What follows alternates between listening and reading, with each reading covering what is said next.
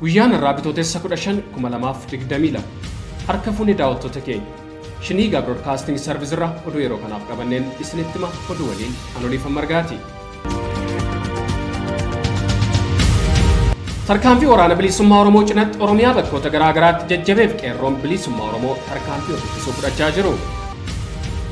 Addi bilisummaa Oromoo waraanni bilisummaa Oromoo gocha suukanneessaa ilmaan namootaa jiraa ibiddaan gubuutti kan gaafatamu paartii badhaadhinaatii jedhe. Qondaan Labaa'oo Jaal Kennasaa Ayyaanaaf Jaal Gadaa Gabbisaa dhibee wal fakkaataa jaalbattee urgeessaa ittiin dhukkubsataa jiruun qabamuun isaanii himame kunneen hangafoota oduu turanii gara bal'ina oduuttan isin dabarsa.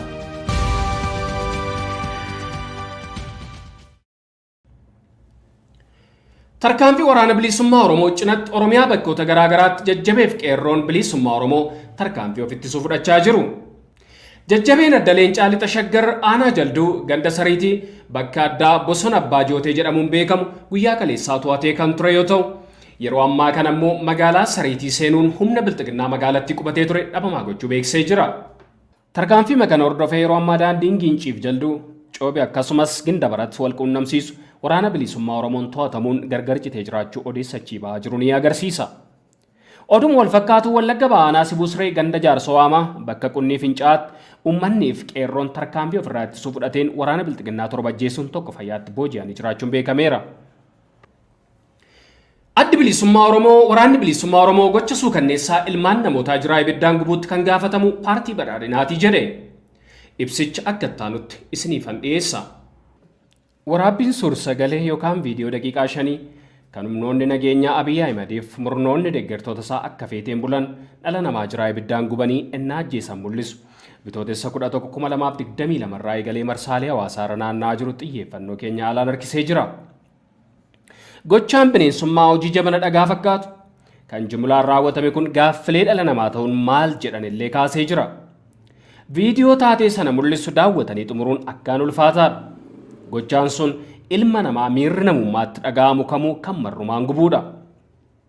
Onnee keenyarraa gaddi kan nutti dhaga'ame ta'u miidhamtootaaf ibsinaa jedheera ibsasaa kanaan addi bilisummaa Oromoo waraanni bilisummaa Oromoo.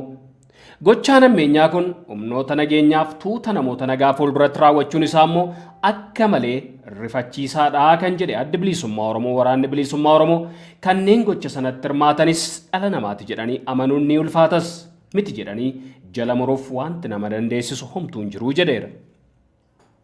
Addi bilisummaa Oromoo waraanni bilisummaa Oromoo xiyyeeffannoo dogoggoraa eenyummaa namoota yakka kana kallattiin raawwatan irratti godhamaa jiru ni morma. Yakki kun qaama hojii qindoominaaf sagantaa waloo paartii badhaadhinaaf finxaaleyyii Amaaraatiin karoorfamee duula sanyii duguggaa Oromiyaa, Tigraay, Benishaangul Gumuz, Qimaant, Agaw, Affaar, Somaalee, Gaambeellaa, Sidaamaaf naannolee biroo keessatti deemsifamaa jiruutii jedha. Ka'umsi yakka kanaa haasamaa finxaaleyyii Amaaraan irra deddeebi'amee godhamuudha. Haasawa burjaajessaa paartii badhaadhinaaf deeggartoota paartichaa shororkeessitoota Amaaraatiin kalaqamee adeemsifamaa jirutu dhala namaa gara bineensummaatti jijjiire. Finxaalayyiin Amaaraa gartulee hawaasaa aangoon Finfinneetti gartuu tokko jalatti kuufamu morman irratti yeroo dheeraadhaaf duula maqaa xureessuuf xiqqeessuuf bifa garaa garaatiin raawwataa turan. Akka kanaanis Oromoota, Tigraayota, uummattoota Benishaangul Gumuz, Qimaant, Agaw, Affaar, Somaalee, Gaambeellaa, Sidaamaaf kanneen biroo irratti xiyyeeffachuun xiqqeessaa turan jedheera addi bilisummaa Oromoo waraanni bilisummaa Oromoo ibsasaa kanaan. Dubbiin geggeessitoonni Amaaraaf abbootiin qabeenyaa isaanii muraasni taasisan addatti ragaadha kan jedhu addi bilisummaa Oromoo waraanni bilisummaa Oromoo Andaargaachoo Tsigee gorsaa olaanaa PP Izeema akkasumas miidiyaa afaan mootummaa isaatiif daayireektara hojii raawwachiisaa kan ta'e naannoo Amaaraatti haasawaa taasiseen Tigrootaaf dhiifama taasisuun qabdan. Safuu hawaasa keenyaan ala wantoota jiran irratti raawwachuu qabdu. Gara jabina bulgummaatiin isaanitti duuluu qabdu. Akkasumas warquu Ayetanoo abbaan qabeenyaa Amaaraa biliyeenera ta'eef deeggaraan PP ifatti kan hime Tigroota ajjeesuun qofti gahaa miti. Akkuma foorree nyaattan sanatti ibiddaan waaddanii isaan nyaachuu qabdu jedhanii turuu isaanii ibsa kanaa yaadachiiseera. Haasawaan hundee hin qabne ifatti akka kanaan uummata duratti taasifamu addatti finxaalayyiin Amaaraa maqaa Itoophiyaa jedhu uffatanii kan raawwatan ta'uu isaaniif akeektuudha. Wantoonni jibbisiisoon irra deddeebi'anii Abiyyiif deeggartoota isaa finxaaleyyii ta'aniin adeemsifamaa jiran kunniin tasuma hooggantoota siyaasaa yookaan geggeessitoota hawaasa Oromoo Tigraay yookaan saboota biraa biyyattii keessa jiraataniin raawwateen beeku.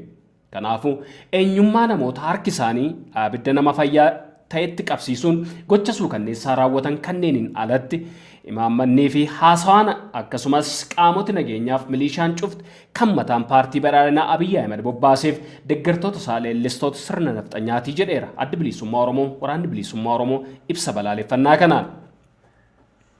Haasawaan rifachiisaan akka kanaa dhala namaa gara bineensaatti jijjiiruu danda'u isaatiif ragaadha kan jedhu ibsi kun dabalataan kanneen wantoota sababaa waan taane akka amantee fudhattus taasisan fixiinsa suukanneessaa akka raawwattus itti si'oofuu danda'u jechama jedhu dhugoomsaa jedheera. Itoophiyaa Abiyyi Ahmed geggeessu keessatti taateewwan wal fakkaataan baratamaa dhufuu isaanii namuu akka qalbeeffatu yaadachiifna kan jedhu ibsi adda bilisummaa Oromoo waraana bilisummaa Oromoo kun akkuma irra deddeebine yaadachiisaa turre paartiin badhaadhinaaf deeggartoonni isaa fixiinsa geggeessan waraana bilisummaa Oromootti quba qabaa turanii jedha. Yeroo dhiyoo kana BB'n mooraa poolisii Sanqalleetti namoota afaan Oromoo dubbatan baay'inni isaanii 5,000 yakka suukanneessaa wal fakkaatan raawwachuun ittiin waraana bilisummaa Oromoo yakkuuf leenjisanii bobbaasanii jiru kan jedhu ibsa adda bilisummaa Oromoo waraana bilisummaa Oromoo kun paartiin badhaadhinaaf waa'illan isaanii finxaaleeyyiin Amaaraa fixiinsa sadarkaadhaan taasifamuuf bifa suukanneessaadhaan nama fayyaa ibiddaan gubanii ajjeesuun gocha jabana dhagaatiin wal fakkaatu raawwataniif kallattiin itti gaafatamu. Naannoo Oromiyaa keessatti yakka wal fakkaataa ofii raawwachaa jiraniin waraana bilisummaa Oromoo ittiin yakkuuf ragaa qabnuun BB'n ammaan tanallee namoota afaan Oromoo dubbatan baay'inaan leenjisuun ilmaan Oromoof saboota bicuu Oromiyaa keessa jiran fixuun akkasumas buqqisuudhaan waraana bilisummaa Oromoo ittiin yakkuuf karoorfatanii carraaqqii taasisan itti fufanii jiraachuu ibsa baase kana yaadachiiseera. Qondaalli ABO Jaal Kennesaa Ayyaanaaf Jaal Gadaa Gabbisaa dhibee wal fakkaataa Jaal Battee Urgeessaa ittiin dhukkubsataa jiruun qabamuun isaanii himame. Miseensi gumii sabaa ABO Jaal Kennesaa Ayyaanaa fi qondaalli siyaasaa ABO Jaal Gadaa Gabbisaa dhibee tiruu Hepatitis B jedhamu kan Jaal Battee Urgeessaa ittiin dhukkubsatee hospitaala ciisaa jiru irratti argamu dokteerri isaan qorate mirkaneessuu fi maatiin isaanii himan. Jaal Kennesaaf Jaal Gadaan dhibee kanaan qabamanii jiraachuu isaanii kan ofirratti hin beekne yoo ta'u bitootessa 14/2022 dhukkubsatanii wayita mana wallaansaa geeffaman dhibeen kun irratti argamuudha kan maatiin dokteera isaan qorate irraa hubatan. Dhibeen kun daddaffii yoo wal'aanamne daran jabaataaf hammaachaa kan deemu waan ta'eef yeroo yoo wal'aanamne lubbuuf kan sodaachisu ta'uunis ibsameera. Jaal Mikaa'el Booran Jaal Gadaa Waljirraaf Jaal Lammii Beenyaa dhibee kanaan qabamuuf dhiisuun isaanii ammatti wanti beekame hin jiru. Gama biraatiin badii tokko malee ilaalcha siyaasaa qaban qofaaf yakkamanii mana jireenyaa isaaniitii qabamuun ji'ootaaf manneen hidhaa adda addaa keessatti hiraarfamaa kan jiran qondaaltonnii fi miseensonni ABO akkasumas sabboontonni Oromoo mana hidhaa Abbaa Saamu'eelitti argaman yeroo sanaayyuu Gammachiis Tolasaa, Geessisaa Kuusaa, Wandasan Abdulqaadir, Abiyoota Shannaa fi Coqorsoo, Koorsaa Kabbadaa, Abdeeliyaas, Daani'el Tasfaa, Carraa Yohaannisiif Awwal Jamaal guyyaa irraa bitootessa 15/2022 mana murtii Birbirsa Goorootti dhiyaachuu shenniggaan odeeffateera. Haa ta'u malee akkuma yeroo kaanii guyyaa irraas dhimmi isaanii osoo hin ilaalamin guyyaa beellamaa biroon torban lamaan irratti jechuun bitootessa 29/2022 mana murtii Bilxiginnaan kennamuu maatiin nuuf himanii jiru. Waraanni Bilxiginnaa Abuuna Gindabaratitti qeerroo jumulaan mana hidhaatii baasanii yoo ajjeesan miidhaa qanyatti ammoo hiriira dirqamaa baasuun ajjechaa raawwatan. Waraanni Bilxiginnaa kan yeroo ammaa tarkaanfii waraanni bilisummaa Oromoo fudhachaa jiru rifaatu keessa seene. Bitootessa 13/2022 lixa Shaggar Ona Abuuna Gindabaratitti halkan keessaa sa'a 8 keessa ilmaan Oromoo 4 mana hidhaatii baasuun gara jabummaa irra saasatti roobsuun ajjeesanii gatuun reeffa isaanii bineensa nyaachisuu maddeen garasii shinnigaaf himan. Guyyuma kana bitootessa 13/2022 barii lafaa onuma Abuuna Gindabaratitti nama lamatti dabaluun mana hidhaatii baasanii ajjeesuu maddeen dabaluun nuuf ifoomsanii jiru. Waraanumti teessuma Bilxiginnaa tiksan kunneen bitootessa 12/2022 aanaa miidhaqany magaalaa Baallammiitti jiraattota magaalaaf hojjettoota dirqamaan hiriira baasanii balaaleffadhaa erga jedhanii booda uummata magaalaa hiriira baasanii uummata baadiyyaatti rasaasa dhukaasuun ijoollee daa'ima dhiiraa tokko yoo ajjeesan dubara tokko madeessuudha shinnigaan kan odeeffate. Aanaa miidhaqany ganda dirree weennii bakka addaa Didiiksaatti ganama sa'a 3 irratti barattuu kutaa 8 kan taate Caaltuu Tolasaa Gaaddisaa mana isheen nyaata qopheessaa jirtutti seenanii rasaasaan mataa rukutuun hospitaala Baallammiitti yaalamaa jiraachuun ishee barameera. Achuma ganda dirree weennii bakka addaa Kiliichaa jedhamutti guyyaa sa'a 7:00 irratti daa'ima waggaa 15 Diitaa Dammasaa Gurmuu kan jedhamu bakka inni loon tiksutti rasaasaan dha'anii ajjeessuudha kan odeeffanne. Diitaan ilmoo harka qalleessaa yoo ta'u horii namaa tiksuun maatii isaa gargaaree nama jiraatudha. Gama biraatiin haala aanaa miidhaqanii daran jabaachuun namoota hedduu mana hidhaatti guuraa kan jiran yoo ta'u, namoonni tibba kana badii tokko malee hidhaman barsiisaa Tamasgeen Hirphasaa, barsiisaa Lammeessaa Gabaasaa, Darajee Baay'isaa, hojjetaa waajjira lafaa, Garramuu Raggaasaa, Gaaddisaa Buleessaa, Biyyaan Saabantii, Baanee Badhaasaa, Bayyanaa Tamasgeen Waaqtasuu fi Tolasaa Gabree yoo ta'an namoonni hedduun hidhaa jiraachuu maddeen keenya himuun dararaaf saamichi uummata keenya irra gahaa jiru yaaddessaadhaa jedhan. Jalqaba baatii bitootessaa kana qofa lixa shaggar keessatti waraana bilxiginnaatiin uummanni Oromoo nagaan ajjeefaman lakkoofsaan 20 ol yoo ta'an namoonni 100 ol ta'an ammoo hidhamuun beekameera. Wallisaa Abdii Lulluu humna waraana bilxiginnaan ajjeefamee gatame. Wallisaa Abdii Lulluu kan tibba kana waraana mootummaan magaalaa Buraayyuutti rasaasaan rukutamee qabame guyyaa kaleessaa ajjeefamee reeffisaa bakkeetti gatamee argame. Wallisaa Abdii Lulluu kan sirba qabsoo bilisummaa Oromoo wallisuun beekamu bitootessa 2022 godina addaa naannawaa Finfinnee bulchiinsa magaalaa Buraayyuu ganda Malkaa Gafarsaa bakka Aanfoo jedhamu cina hoteela Zaanzibaaritti waraana mootummaatiin rukutamuun ukkaanfamee kan ture. Guyyaa kaleessaa jechuun bitootessa 2022 reeffisaa bakkeetti gatamuun argamee jiraachuu maddeen keenya Buraayyuu irraa shinniggaaffamanii jiru. Waraanni murna bilxiginnaa yeroodhaa gara yerootti saba Oromoo maqaa shanee jedhu yakkee gariin akka fedhe ajjeesee biddaan gubaa, gariin fayyaatti mana waliin gubaa fi gocha bineensummaa irratti raawwachaa jiraachuun beekamaadha. Biyya koo fallolaa muradde garaa hidhatte mudhii watti nan deebisu bololli daraa ittuma mudhii tokkichi kophaa loluu hidhadhu qawwee naqadhu rasaasa watti nun deebisu bololli dawwee qabsootu nu baasa yaa warra garaaf jettee lammii keenya miite ayyuu keenya hiite waboo Finfinnee marsee biftuu sitti dhiite aduu sitti dhiite.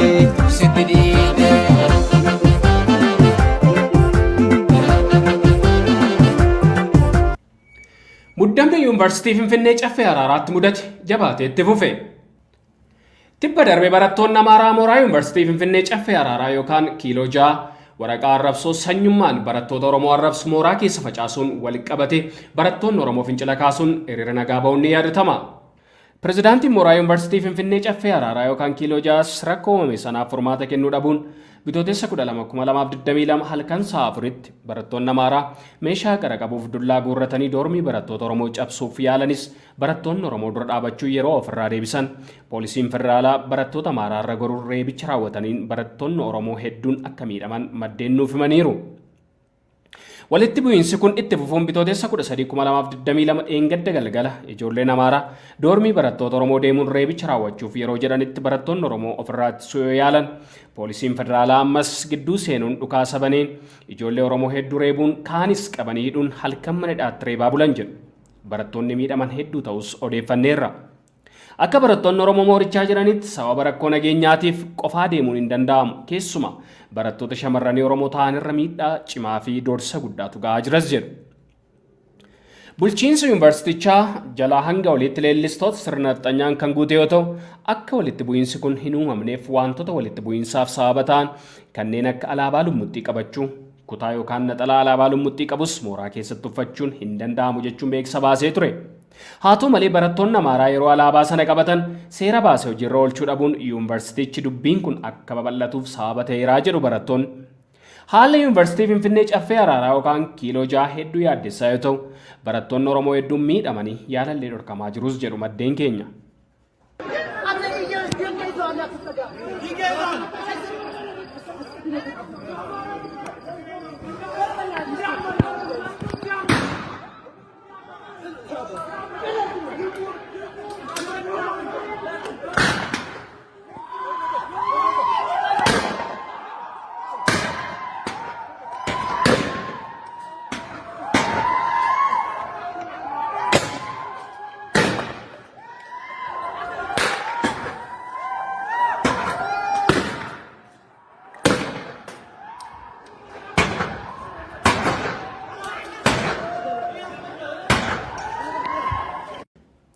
Balaan konkolaataa Finfinneetti miseensa maatii tokko torba galaafate daa'imman lubbuun hafan. Balaa konkolaataa miseensa maatii tokko dubartii biyya alaa deemtu geggeessuuf konkolaataa tokkoon imalaa turan irratti dhaqqabeen kan karaa deemuuf turte dabalatee lubbuun namoota torbaa darbe. Akka koomishiniin hooggansa sodaa balaa fi ibiddaa Finfinnee ibsetti kanneen du'an hunduu dubartoota yoo ta'an lammiilee Eertiraati. Balaan kun sanbata darbe akka lakkoofsa Itoophiyaa bitootessa 2014 galgala mudate. Akka koomishinichaatti konkolaaticha keessa namoonni 11 turan. Maatiin kun magaalaa Finfinnee kondominiyeemii Galaan jedhamuutii ka'uun ture. Dubartiif ijoollee ishee geggeessuuf gara buufata xiyyaara Booleetti deemaa kan turan. Kanneen du'an keessaa harmeen dubartii geggeeffamtuu Eertiraa irraa dhufan dabalatee firoonni ishee Finfinnee jiraatan keessa jiru jedhameera. Harmeen isaanii waliin kanneen ala ba'uuf turan daa'imman ganna 4-6 garuu lubbuun hafuun ibsameera. Ta'us miidhaa waan isaan irratti dhaqqabeef wallaansa argataa jiru. Namoonni kun konkolaataan Galaanii ka'ee karaa Annaa Maariyaam jedhamu daandii haaraa ijaaramerra gara buufata xiyyaara Boolee deemaa ture. Konkolaataan isaan keessa turan Doolfiin jedhamu Boolee ga'uuf erga karaa walakkaa deemee booda sababa rakkoo godhateen siinoo tiraakii daandii qarqara dhaabatetti bu'ee lubbuu 7 galaafachuu poolisiin himeera. Kanneen lubbuun hafan keessaa tokko konkolaachisaa yoo ta'u miidhaan jabaarra ga'e wallaansa argataa akka jiru ibsameera. Hojjettoonni yeroo balaa bakka balaan ga'e yeroo dhaqqabanitti lubbuun namoota 7 darbee ture. Daa'imman lamaan miidhamanii lubbuun hafaniif kaan gara buufata fayyaatti geeffamuu dubbii himaan kominikeeshinii hooggansa balaaf ibiddaa obbo Nigaatuu Maammoo himaniiru. Sababa balaatiin konkolaatichi haalaan waan miidhameef reeffa namootaa konkolaataa keessaa baasuuf hojjettoonni yeroo balaa maashinii deeggarsaa fayyadamuuf dirqamaniiru. Kunis sa'aatii tokkoof daqiiqaa 20 ol fudhachuu obbo Nigaatuu himan. Akka qondaala kanaatti bakka balaan dhaqqabe kanatti irra deddeebiin balaan ni dhaqqaba. Kana duras bakkuma kanatti lubbuun poolisii tokko darbuu himan. Bakkichi irraan gadee waan qabuuf dhorkaan saffisa xiqqeessuuf gargaaru waan hin tolfamneef balaan akka uumamuuf sababa ta'uu eerani. Komishinii poolisii naannoo Amaaraa Komishinar Taakkalaa Ifokkiruu faannoo dabalatee gootota keenya jabduu hojjechaa jiran ni jajjabeessina ni badhaafnas jedhe. Kan irratti gabaasa qabna. Komishinii poolisii naannoo Amaaraatti komishinara kan ta'e Taakkalaa Ifokkiruu poolisii naannoo Amaaraa humna addaa naannoo Amaaraa fi faannoo Amaaraa waliin taanee nageenya naannoo keenyaa ni kabachiifna jedhe. Waltajjii faannoo jajjabeessuuf taa'ame kanarratti Taakkalaa Ifokkiruu faannoo yeroo ammaa hidhatanii naannoo sana keessa socho'aa jiraniif akkasumas naannoo Amaaraa ala ba'uun uummata nagaa irratti daba hin malle raawwachaa jiran jajjabeessee jira. Waltajjiin kun kan gaggeeffame erga faannoon Amaaraa Beenishaangul Gumuz keessatti raayyaa ittisa biyyaa fi poolisii naannoo kibbaa waliin ta'uun namoota 13 bakka tokkotti osoo lubbuun keessa jiru fayyatti gubanii booda uummanni mufii isaa dhageessisuu eegaleeti. Akka namoonni waltajjii kanaaf haasaa waltajjii faannoo jajjabeessuuf taasifame kana irratti dubbatame xiinxalaa jiran jedhanitti mootummaan naannoo Amaaraa gocha dhala namaa gubuu raawwatameef badii faannoon daangaa Beenishaangul Gumuzii fi Oromiyaa cabsee seenuudhaan gaggeessaa jiruuf beekamtii fi gochicha jajjabeessuuf kan godhamedha jedhu. Silaa yeroo kana badii dhangaggaa raawwatame kanaaf faannoo jajjabeessuu otoo hin taane hidhannoo hiikkachiisuun seeratti dhiyeessuu kan ture faannoo ni jajjabeessinaa ni badhaafnas jechuun gochi ifatti kan raawwachiisee mootummaa naannoo Amaaraa mataa isaa ta'uu kan agarsiisudha jedhu. Gama biraatiin mootummaa federaalaa kan ofiin jedhu kanneen gocha badii dhala namaa fayyaatti gubuu raawwatan kana seeratti dhiyeessa jechaa gama kaaniin qaamumti isaa biltsiginnaan naannoo Amaaraa yeroo gocha kanaaf beekamtii laatu lammanuu deeggarsa walii isaaniif akka qabaniif uummata harka isaan keessatti ajjeefamaaf ibiddaan fayyatti gubataa jiru kana tuffachuuf afaan faajjessuuf hojjechaa jiraachuu isaanii agarsiisa jedhu namoonni taatee kana qeeqan. Yeroo mootummaan naannoo Amaaraa faannoo Amaaraa seeraan ala hidhatee daangaa naannoo Amaaraan ala bahee naannoo Oromiyaa seenuun Oromoo ajjeesaa ibiddaan gubaa qabeenya barbadeessaa fi qeerraa buqqisaa jiru kanatti mootummaa naannoo Oromiyaa kan ofiin jedhu ammoo waraana bilisummaa Oromoo hiikkachiisuuf akkasumas waraana itti banee balleessuuf ifaajuun diinummaa inni uummata Oromoof qabu kan agarsiisudha kanneen jedhanillee jiru.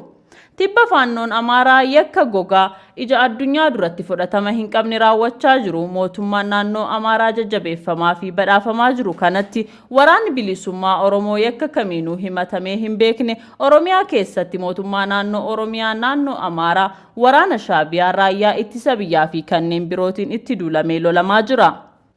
Gocha dhala namaa fayyatti ibiddaan gubuu hidhattoonni mootummaa biltsiginnaa fi faannoon Amaaraa raawwatan kun koomishinii mirga namooma Itoophiyaa fi embaasii Ameerikaa Finfinnee jiruun balaaleffatamee jira. Akkasumas gochi raawwatame kun qaama walabaan qoratamee qaamoleen yakka kana raawwatan seeratti akka dhiyaatan gaafatamanii jiru. Gabaasa dhiyaateef Rahmat Siraaj Shinnigaa Broadcasting Service irraa.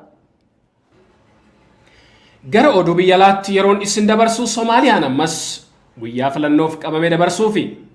Somaaliyaatti wal dhabdee siyaasaa biyyattii keessatti mudatee wal qabatee filannoon paarlaamaa yeroo dheeraaf harkifataa ture ammas guyyaa isaatti kan xumuramuun fakkaatu. Mootummaan federaalaa filannichi bitootessa 15tti akka xumuramuuf yeroo kaa'ee kan ture yoo ta'u qaama seera tumu keessaa teessoon 50 ganaan guutamne.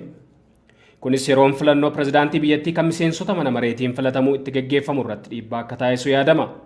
Soomaaliyaan guraandhala 2021 irraa kaasuun filannoo kanaan wal qabatee irra deddeebiin yeroon filannoo miseensota mana maree bakka bu'oota uummataa itti xumuramuuf kaa'ame daddabarsaa turuun ishee ni yaadatama.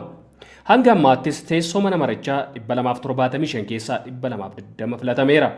Turtiin filannoo miseensota paarlaamaa haaraaf pirezidaantii wal qabatee taasifames biyyattii rakkoo siyaasaa keessa galcheera. Biyyattiin sababii rakkoo boordiiwwan filannoof wal amantaan siyaasaa pirezidaantii Mohaammed Abdullaahi Farmaajoo fi ministeera muummee Mohaammed Hussein Rooblee gidduutti uumameetiin hooggantoonni haaraan akka filatamaniif carraaqaa turte. Pirezidaantii Farmaajoon bara 2017tti kan filatame yoo ta'u amma garuu garee Al-Shabaab kan Al-Qaayidaa waliin hidhata qabu waraanuu dabalatee waadaawwan seenee ture guutuu irratti rakkataa jira. Al-Shabaab ammaan tanatti iddoowwan Soomaaliyaa hedduu to'atee jira. Akkasumas maltummaa irrattis qabsaa'uuf waadaa galee kan ture yoo ta'u qeeqxoonni Farmaajoo ammoo gama kaaniinis baay'ee akka milkoofne dubbatu. Oduu keenya goolabaatiin Sudaanoti gatii daabboo parsantii 40 dabale mormuun hiriira ba'anii kan irratti gabaasa qabna. Lammiilee Suudaan gatii daabboo garmalee dabale mormuudhaan sagalee mormii isaanii dhageessifachuuf addabaabaay'itti bahan. Qaamoleen nagaa kabachiisan garuu mormitoota irratti gaazii imimmaanessuu dhukaasuun bittinsuuf yaalan. Lammiileen biyyattii mormiidhaaf daandii irratti bahanis gatiin daabboo fi boba'aa erga yeroo dhiyootti as garmalee dabalee irratti mootummaan furmaata akka barbaaduuf gaafatanii jiru. Lammiileen biyyattis guyyaa kaleessaatti mormii kanaaf kan bahan magaalaa guddoo biyyattii Kaartuumii kaasee hanga magaalaa Daamaaziin kan kibba bahaatti argamtutti ture. Daamaazii keessatti ammoo mormitoonni hiriira bittinsuuf jecha poolisiin namoota hiriira bahan irratti dhukaasee jira jedhan. Suudaan keessatti dilbata darbe irraa kaasee gatiin daabboo 40% akka dabalu taasifamee jira. Gatiin bobaas akkasuma yeroodhaa gara yerootti garmalee dabalaa dhufee jira. Mootummaan gamtooman akka jedhetti uummanni Suudaan harki 3 ta'uu deeggarsa irratti kan hirkateedha. Haalli Suudaan keessa jiru cimaa kan dhufee fonqolcha mootummaa bara darbe gaggeeffame hordofee yoo ta'u kunis qaamoleen deeggarsa taasisan hedduun hojii isaanii waan adda kutaniif jedhamee jira. Lammiileen Suudaan qaala'insa jireenyaa mormuudhaan addabaabaay'itti yoo bahanis kun kan jalqabaati miti. Pirezidaantiin Suudaan duraanii Omar Al-Bashir kan amma hidhaarratti argaman aangoorraa kan kaafaman mormii gatiin daabboo dabaluu ilaalchisee mormii hiriiraa cimee dhufuu isaatiin wal qabatee ture. Al-Bashir erga fonqolcha mootummaatiin aangoo irraa buufamaniin booda Suudaanitti nageenyi deebi'uu hin dandeenye. Bulchiinsa siivilii fi waraanaatiin qoodamuun mootummaa ce'umsaatiin bulfamaa kan turte Suudaan bara darbe keessa ammoo fonqolcha mootummaa keessummeessitee jirti. Damee waraanaa kan hoogganu Jeneraal Abdul Fattah Al-Burhaanii fonqolcha mootummaa gaggeessanii ministeera muummee Abdallaa Hamdok aangoorraa kaasuun qofatti aangoo to'atanillee hanga ammaatti biyyattii keessatti nagaan deebi'uu hin dandeenye. Gabaasa dhiyaateef Rahmat Siraaj Shinnigaa Broadcasting Service irraa. Egaan daawwattoota keenya oduu yeroo kanaaf qabannee dhiyaanne kan hanga ammaa ture population Nigaafa waliin turtii gaarii.